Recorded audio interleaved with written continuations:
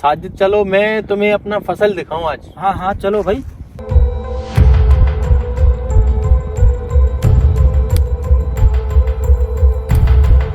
साजिद ये देखो पकने वाला है माशाल्लाह, ये देखो।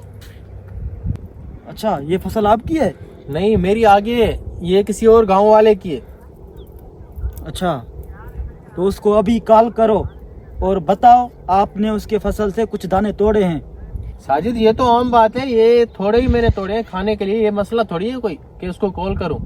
भाई देख, पराया हक खाना हराम होता है, जरूरी नहीं पूरा फसल खा जाओ। हराम का एक दाना भी हराम ही होता है। हमें सबके हक का ख्याल रखना होगा, यही इंसानियत है। साजिद भाई आपने तो मेरी आंखें खोल दी, आज के बाद ये नहीं करूंगा मैं ऐसा। ठीक है भाई ठीक है, आ जाओ। माफ करी तू मौला माफ करी, माफ करी तू मौला माफ करी। अदल करे ना इंसाफ करी, बस माफ करे तू मौला माफ करी, माफ करी तू मौला माफ करी।